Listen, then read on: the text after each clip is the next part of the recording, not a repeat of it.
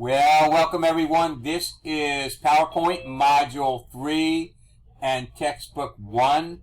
So we have a slideshow that we have already set up for you. I've opened it up and it's going to tell me to rename it as JCL.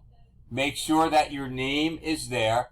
I always hit F12 to do the save as. So I'm going to get rid of this and JCL, and I will save it, and we're good to go. That was the very first thing that we need to do, step number 1, and step number 2 is to click on slide for thumbnail, and then we're going to insert a text box.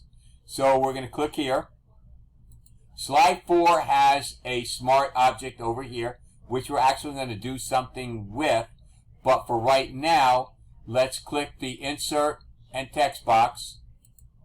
And all you have to do is click on text box and you're going to see a down arrow. So here is where we can create a text box. It tells me to go down and towards the right about 3 inches. So you can see that little black line over here. And now we can start typing in there. If you click outside and then you go back to the text box. Now notice that it's hard to see it, but we didn't do anything with it, so the text box disappeared. So we're going to go back to insert the text box. So if you have that problem, you're going to need to go back and redo it. So now that we have it in here, make sure that you physically start typing text in there. If for some reason you don't see it, you can right click and choose edit text. But for right now, you should not have to do that. So we have step number 3 done. Step number 4, I'm going to type in last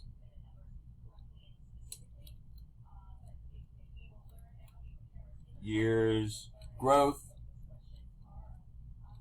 increased over 25% in all areas. So there, of course I spelled areas wrong, and I still spelled it wrong. There we go. So it tells me to type that in, then it wants me to go over the phrase all areas, select it, and drag and drop it. So that's basically the same thing as cutting and paste it. But because it tells me to drag and drop it, I'm just going to click here and I'm going to move it to right after growth. And you should see a red squiggly line, which we do. So that's because there's no space between growth and in. So I'm going to right click here and we'll change it to growth in, or you're just going to put the space in. Either way is okay. That was number 6. And number 7. Number 8, move to the edge of the text box, and we're going to click and we're going to put a text border. So here, all you have to do is click. Notice that the double-headed arrow here is click on it, and the light dotted O thing becomes a solid line. So let me do that again. If I click here, notice that it's got dotted lines. Once I click here, the text is selected, and the box itself is also selected. So I can go to shape format, and what it wants me to do is put in a border and a shape fill. So let's go to the shape fill first, and we're going to do gold accent 4. Now we don't want the text, we want the shape. So don't choose this. So this should be text accent 4 right here.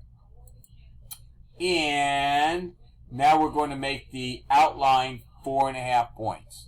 So shape outline, and the weight will be 4.5 points. So that's looking pretty good. Now we are done with number 9. Number 10, move, position the arrow over and drag the text box to smart guidelines as shown in figure 3.2. Well, you really can't see the text outline very well in here. So I will show you. What I'm going to do is move it down and to the left. So hopefully you can see the outlines. They'll be reddish. And here we actually, over here, we actually write on the outline. And I'm going to move it down. And we'll move it right between service and construction. So we're good over here. And notice that you keep moving it down and the bottom arrow is here. So here we have other outlines as well. But we're just going to move it between service and construction. So that looks like the picture over here. And we're going to use number 10 and number 11 is done. Crop and style a picture. That's something that you've done before, so it should be fairly new. Not actually new, very routine to you. Click the slide thumbnail, slide 1. And we're going to insert a background picture. So let me right click and choose format background. And we're going to choose picture or text fill. Then I'm going to click on insert. I want to go from a file. This is the other class that I did this morning. So let's go to this class here. And we'll go to Cengage. We'll go to PowerPoint. We'll go to Module 3 and Project. And here is our picture. And notice how dark that is. So what we're going to do is we're going to change the transparency to 50%. Transparency is the amount that you can see through. So here is 50%. And notice how much lighter it is. Now still, I would not recommend this because the text could be hard to see for some people. But for now, we're going to leave it like this and not worry about it. Click the slide 2 thumbnail. And this is where we're going to crop the picture. And let's go to the crop. And we're going to move it to just below the P, just a little bit to the right of it. So I'm clicking here. I'm going to go to picture format. And I'm going to go to crop. And now notice if I click the drop down arrow here, I can actually crop to a shape. So you can make some kind of neat things in here. For instance, a heart. We're not going to do that, but that's how easy it is to crop to a shape. So I'm clicking crop here. Now, I want to get the perpendiculars, kind of like a T, and I'm going to drag it to just to the right of the P. And I'm going to click over here, and now it's cropped. Then we're going to go to the Picture Tools format, and we're going to put in, I'm just looking for it in here. So actually we have to change the temperature and we need to soften it. So we're going to click here and here's the color and we're going to go to color tone 4700. So you can see the differences of what the picture can actually look like. This is cooler and this is warmer.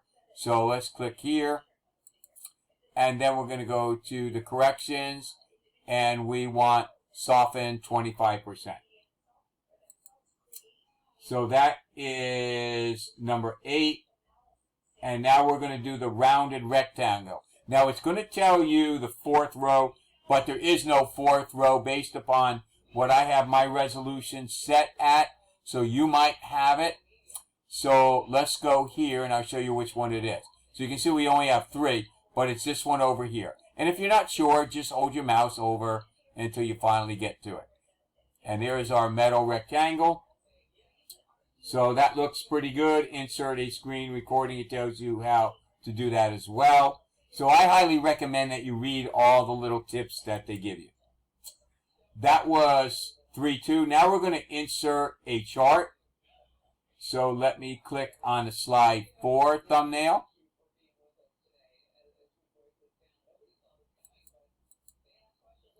And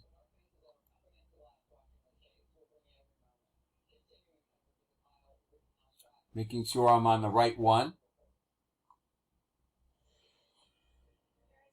So I'm clicking on slide 4 and I'm hitting the enter key. And that's creating a new slide with the same layout. So if I go over here and choose layout, notice it's got title and content. If I click here and choose layout, it's got title and content. I could have just clicked here and choose new slide. It would have done the exact same thing. So whatever way is easier for you. So we're going to click the title placeholder and we're going to type free agency trends. Now notice that it's all capital letters, and that's determined based upon the font itself. And we'll type in trends. And then we're going to click in the bottom the chart placeholder. Notice this is a table. This is a chart. We have pictures. We have movies and a bunch of other things.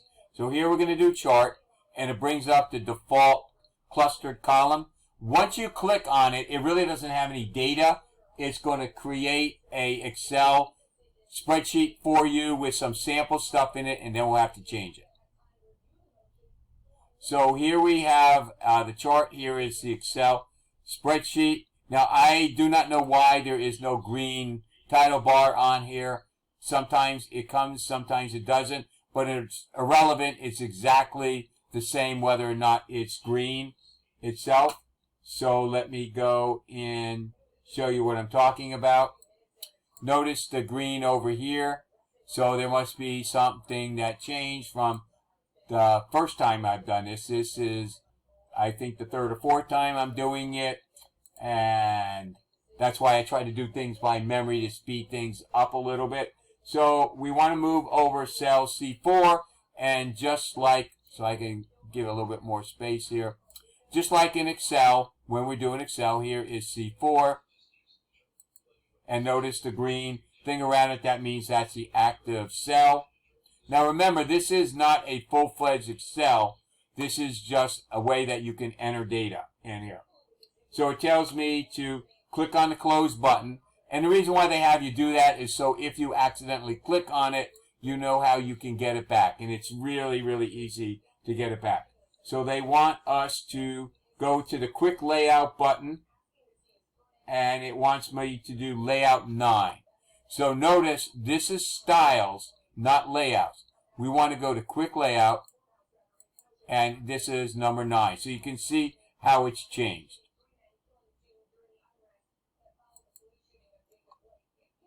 That takes care of that one, and then we're going to drag the chart straight up and to the center of the slide. So here is, as long as you have the double-headed arrows, so let's just drag it up, and this is the center of the slide right here, kind of. So we can use that here. It doesn't specify exactly how they want it. So what I could do here is I could use the format, and I can use align, and here's center. I could also change it to middle, but that's not really what they want. They want it down further. So they don't give a full-fledged explanation. So what you want to do is you want to go by what the picture says over here.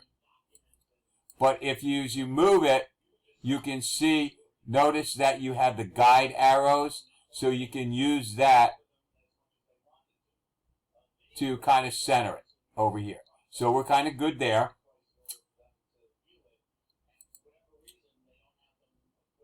And let me get back in, click on the back chart straight up to center. So we're clicking over here, and I'm going to save my changes. That's everything on this one. So now we're going to enter and edit chart data. Two ways to get to the chart data itself. I can click anywhere in the chart, go into chart. See if it, remember the rule of thumb is if you're looking to do something and there's two of them, start with the thing that you think it is, whether it be design or format. Click here. If it's there, fine. If it's not there, go to format. So really, format wouldn't be what we're looking for. We want chart design. So notice that we have edit chart data. Or you can right click. Remember, I always right click first and see if what I'm looking for is there. And here is edit data. So it's bringing back up the little Excel spreadsheet. And let me make it a little bit bigger for us. And then it's going to tell us what to type in here. And so we're going to click on Series 1 and type last 5 years here.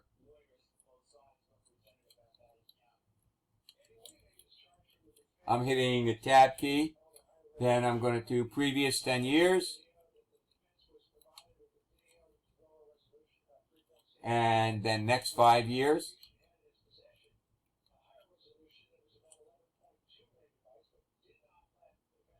So now for category 1, we're going to type 1. It's going to be decreased. I hit the enter key. I think I spelled decreased wrong. So let me edit it.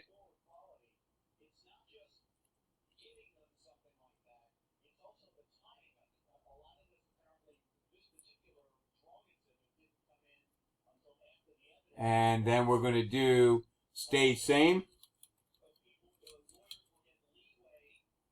Hit the enter, increase slightly.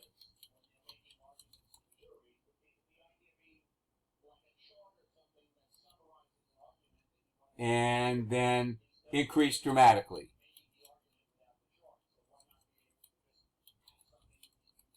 Now, just like in Excel itself, I can go over here and double click and get the same results to make the column wide enough in here.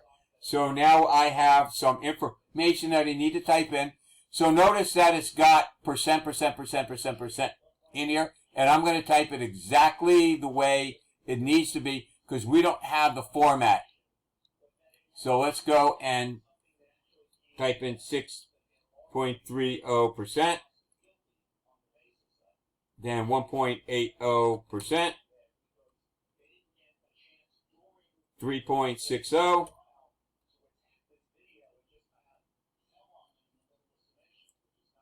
10.70, 0.80, 12.40, and you'll see that this will update the chart as we do it. And we need to go to the third row is 18.10, 15.70, and let me go back and add the percent, and 3180. Last row, 850, 3470, and 18. And that looks like everything that we need to do. And then it tells me to click on close. So we have a chart that looks kind of different, and it looks like I may have typed in the wrong data because my chart does not look like the charts there. So based upon something 600%, I must have typed in something wrong. So that's why it's always important to make sure that you look and see what you need to do. So let's see where we have gone wrong.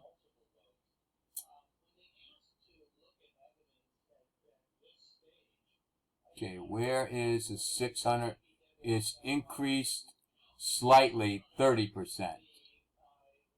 So let me see what I should have typed in.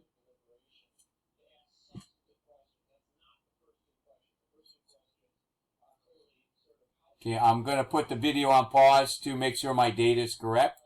So we look, the data is all correct. Here is the chart, and this is what the chart should look like, so you can see we're looking pretty good. That's how important it is to always check what's in the book to make sure that there's no dilemmas whatsoever. So we're good here. I think what I saw before was 600%, so I'm not 100% sure what it was, but anyway, problem resolved. Click in a blank area, and we're going to save the presentation. Then it talks about how to increase insert a hyperlink in a chart. Insert slides in a presentation. I'm going to do this slowly because this can be a little bit confusing. So it tells me to click the slide to thumbnail. That means anything that I do is going to get inserted in here. And we're going to choose reuse slides. Now, why they don't say insert from other presentation, I don't know, but they use reuse slides. Then I'm going to click on Browse. And I'm going to go back to our project here. And this is the support presentation that we want. Click on Choose Content. And now we have the slides in here. So what we're going to do is we're going to insert it, and then we're going to change the format to match this. So that was number 2. Number 3 tells me to click the Insert Slide 1 thumbnail. So all I have to do, actually, I don't have to click on it. I can just click anywhere in the slide. And notice that it inserted right after slide 2. Now I'm going to choose my paste options. Notice that it's got to keep the source, but we want the destination. So notice how that changed. So that was number 3 and number 4. So now what we're going to do is